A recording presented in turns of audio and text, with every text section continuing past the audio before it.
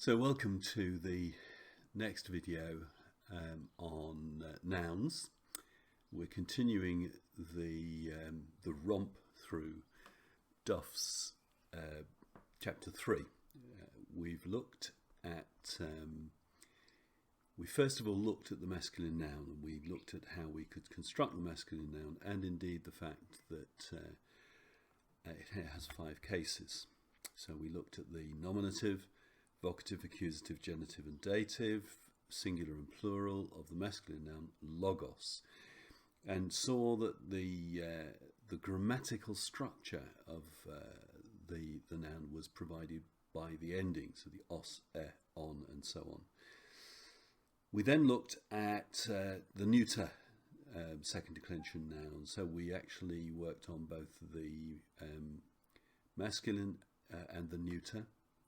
We spent some time looking at that structure, comparing the two, and then in fact we looked at the fact that there is also a feminine, so we've had all 3 genders, and we looked at this noun acher as the example of the first declension feminine. So if we put all those 3 together, we end up in the singular with this comparison chart of this structure. The next thing that Duff does, and we need to look at before we can really get to the exercises at the end of the chapter, is the definite article. So he introduces the, which explains why I left that little gap to the left of each of the words. The definite article. The whole point of the definite article is effectively where you've encountered that word before. So if we're talking about the angel, if we use the angel, it means we already know who that angel is. There's something definite about that angel. He's not just any old angel. He's not an angel. He's not angel. He's the angel. So we're introduced to the definite article. And we need to learn how we use the definite articles in the Greek. And so we first of all encounter the base articles. And notice first of all that we actually have different forms for different genders. So there is a masculine, feminine and neuter article. So we're very fortunate in English because we only have one word, the. The doesn't change. In Greek it does. And it takes on the character of the word that it refers to. So if we're talking about the word, it's hologos. If we're talking about the beginning, it's he acher. And if we're talking about the work, it's to ergon. So it changes depending on the gender of the word. And as you can see from the structure of that little table that I've given you, it doesn't only change on the basis of the gender, but it also is going to change on the basis of the case. So if we look at the accusative, we see that the definite article for the accusative looks very different from the definite article for the nominative. So if we've got the word is the subject of the sentence, the word is great, hologos. If the word is the object of the sentence, I read the word, it's ton logon. So that's quite significant. Let's look at some examples. I've left the nominative and the accusative visible down the bottom, a sort of truncated table, to just try and flesh this out a little bit, explain what happens. So, ho angelos lale ton logon. It may have worked out, but it means the angel is speaking the word. This angel is very helpful. He crops up all over the place. So the subject of this sentence is the angel. It's the angel who does the speaking. The object of the sentence is the word. What does he speak? He speaks the word. And so we see that difference not in terms of the position, although I've positioned it so that it looks pretty much like the English, but in the shape of the words themselves, the endings of the word. Let's look at another example. Hokurios tondulon phile. The master loves the slave. This master is also quite useful. He occurs almost as often as the angel. Hokurios tondulon phile. Now, I've varied the position deliberately to try and emphasize the fact that although in English we can tell the word by its position, in Greek it's the shape of the word. So again, how do we know what is the subject? How do we know who does the loving? Well, it's because of the ho kurios, the shape of the word. And who is loved? It's ton dulon. So the master is the subject, the nominative, and the slave is the object, the accusative. And one more example. Ten adelphen blepo. I see the sister. Really, I just added that to put a feminine in as well to change the gender. But the same story. And I know that the sister is the object of this sentence, not the subject, because she's ten adelphen, not her adelpher. I also know that the verb blepo means I see. So I see the sister. So there are some examples, a few examples of using the nominative and the accusative. But we haven't dealt with the genitive, so we'll look at the genitive now. And again, the article changes slightly. We have to vary the nature of the article depending on its use, depending on its grammatical structure, and indeed the dative. So at the end of the day, I'm afraid it's just something else that we have to learn. But look at the pattern. Actually, it's not too unexpected. The nominative is a little difficult, a little different, and in fact, the accusative neuter is a little different. But for the rest of the words, the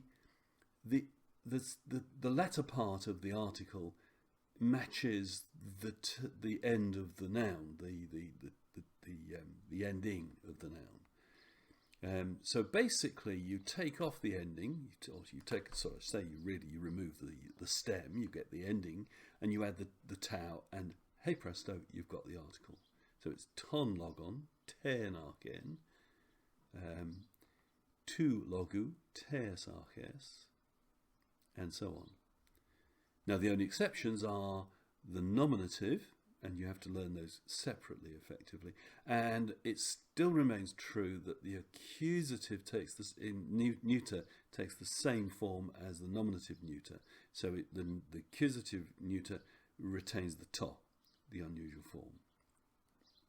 So apart from that, there is a reasonable pattern to these articles. Let's have a few more examples of using them, and these get a little bit more complicated because we're now using all 5 cases. So, akuete ten phonen tu angelu. You hear the voice of the angel. Now, I should have said, some of these words you might not be familiar with, but they are all in the vocab for the chapter or for previous chapters. So if you haven't encountered them, don't worry, have a look at the vocab and you will. So you hear the voice of the angel. You is the subject in this case, so it's unexpressed, it's contained within the verb. What's the object of this verb? What is it that you hear? It's the voice, ten phonen, and it belongs to the angel, so it's an of clause, so of the angel. In English we might say you hear the angel's voice. Same idea. And again, this is probably the most complex example I'm giving you. Ho anthropos didaske ton logon to kuriou to ochlo. Not sure how you would put the emphases on here. Don't take my pronunciation too seriously either. It's as good as I can do, but I can't guarantee its accuracy. So, the man teaches the Lord's word to the crowd, the word of the Lord, the Lord's word. So, The man is the subject. It's he teaches. Who is it that teaches? The man. So the man is in the nominative. What does he teach? He teaches the word. So the word ton logon is in the accusative. It belongs to the Lord, or it comes from the Lord, or it pertains to the Lord. So it's tu kuriou, ton logon tu kuriou. And who is he teaching it to? Who's the indirect object? It's the crowd, to ochlo. So each of these cases forms its part within the structure of the sentence. And one more example. Philo ton tu theouth logon. I love God's word. And notice I can still tell the structure of the different words even when something odd is happening within the sentence. So I love, that's the verb, okay. There is no subject, so it's the subject that's tied up in the verb, I love. Ton logon. So it's, I love the word. The word is the object. Tu theou in the middle, it belongs to God. It's of God. And the Greek will often do this. So in fact, ton and logon form a kind of enclosure, and anything within it is very closely associated with it. So ton tu theou logon. So it's almost, I love the God word. I love the of God word. Okay, so that's it in a nutshell. A very big nutshell, but that's it. We've done the singular. Let's have a look at the plural, but I'll just give you the table. There it is, bang, you've got to learn that as well. So just as we had in the singular, you've got the plural, you've got the variety of structures. We've learned the words, we've seen the words in their different cases. Now we can see the articles. Again, the nominative is slightly unusual, doesn't have the tau, and again the neuter accusative follows the neuter nominative. And again, apart from that, in all the other three cases, the accusative, genitive and data, you take the ending of the word and you stick a tau in front of it and you get the article. So it's hoi logoi. The good thing actually is that the nominative, although it still doesn't have the tau in front, the nominative actually fits the nouns a bit better in the plural than it does in the singular. So hoi logoi, tous logus, ton logon, tois logois, and so on. Hai, ache, achai, tas, achas, and so on. Okay, so that's the definite article and how it fits the nouns that we've already learnt. Now, in fact, Duff then throws a little bombshell into the mix, something that he hasn't really told us up until now, hidden it from view, and that is actually that there isn't one form of the feminine noun, but three. So he hasn't told us up until now that, yeah, the feminines often end with an eta, like in acher, but sometimes they end in an alpha. And he gives us two other examples, day, hemera, and glory, doxa. Now, I've got three columns, so you know something a bit more complicated is going to happen. But let's have a look first of all at hemera, the first of the three. Now, although it ends in an alpha rather than an eta, actually the pattern is very, very similar to what we've already learned. Where it starts with an alpha, it keeps the alpha. But apart from that, it's the same form. So the eta is replaced by the alpha all the way through. Hemera, hemeran, hemeras, hemera. Okay? Instead of acher, achen, acheas, acher. But notice that the article remains the same. So even though we've got a noun now that ending in alpha, you don't change the article into alphas. It still stays matching acher. So the article is always of one form and one form only. But some of the feminine nouns take an alpha rather than an eta. So what's this doxa? What's this glory? Well, there's a small number of nouns that actually kind of sit in a halfway house. And so I'll show you the structure of doxa. And basically, nominative and accusative follow hemera, but genitive and dative follow acher. So when does this happen? How do we know, and in particular, how do we know when we get an alpha, whether it's hemera or doxa. Well, fortunately, there's some fairly simple rules on this, so let's have a look at this.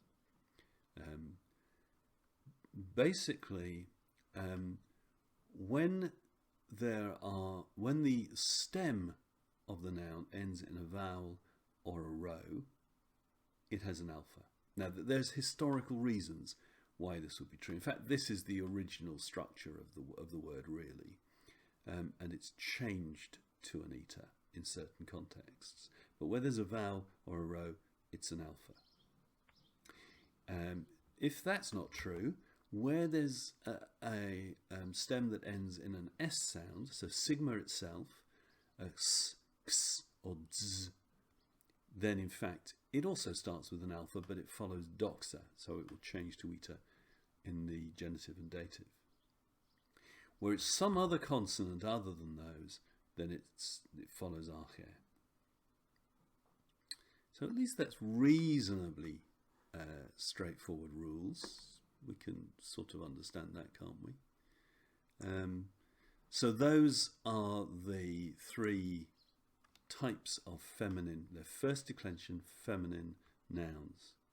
And I should have put the tear still against them here as well. The hair, tear, it's the ten, etc. Let's look at the plurals. And the good news is that the plurals are the same. So they're always the same, no matter what form those first declension nouns take. So it's only in the singular that you get this distinction between hemera, doxa, and arche. Okay. Now, Duff has yet one more thing to teach us. He wants to throw in something else which kind of complicates things, and I can't sort of tell you now to go and do the exercise at the end of this section, because that will include this one additional thing that we need to look at. We'll need to look at that in the next video. So I've actually put together some examples that I hope work well. I've taken them from an older textbook, which is in the public domain. You will find them here there. So if you go to www.lfcconsulting.com, and then in the menu at the top, you look for Learn New Testament Greek, click on that, and then click on Resources. You'll get a document with a list of possible resources, and click on Exercises for Video 008. And that will give you the option to download a PDF. If you download it somewhere and make a note of where you put it so that you can get to it, hope you're happy having a look at PDFs. You can find that in the file manager, double click on it, and you can either look at it on the screen or print it off and do the exercises. I've included the answers as well, so try to avoid looking at those answers until you've had a good go at the questions. So I hope that will give you some reinforcement, and you can at least see whether you've got your head around all of this. And it is a lot to get your head around. There is a lot there. Don't be too hard on yourself if you haven't got it straight away. But keep looking at the tables. Have a look through Duff. Check the way he's represented on the tables as well. And I'll see you in the next video.